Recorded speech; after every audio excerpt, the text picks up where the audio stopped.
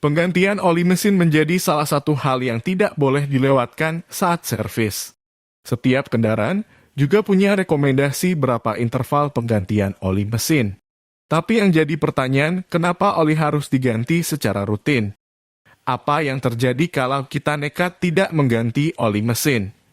Video ini akan jadi jawabannya. Untuk memahami semua ini, kita awali dengan memahami tugas oli di dalam mesin. Jadi mesin itu kan isinya piston yang gerak naik turun di dalam silinder. Sebenarnya, piston itu punya celah dengan silinder. Jadi, baik piston dan silinder itu sebenarnya tidak saling bergesekan. Tapi kalau ada celahnya, kompresinya pasti akan bocor.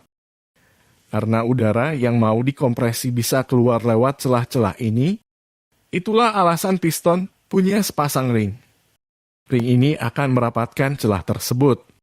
Dengan kata lain, ring inilah yang akan bergesekan dengan silinder. Baik ring piston dengan silinder sama-sama terbuat dari besi. Yang mana kita tahu, kalau besi ketemu besi, pasti gesekannya bisa keluar api. Di sini, oli berperan sebagai penengah. Jadi oli ini punya kemampuan khusus, yakni masuk ke celah supermikro. Dalam kasus ring piston dan silinder, oli akan masuk di antara dua komponen ini. Sehingga, meski kita melihat ring dan silinder itu bergesekan, tapi nyatanya ada lapisan oli tipis di tengah-tengahnya. Itulah yang membuat ring piston bisa bergerak naik turun dengan licin tanpa menimbulkan gesekan. Ketika terjadi pembakaran, maka ada material sisa pembakaran yang melekat pada dinding silinder.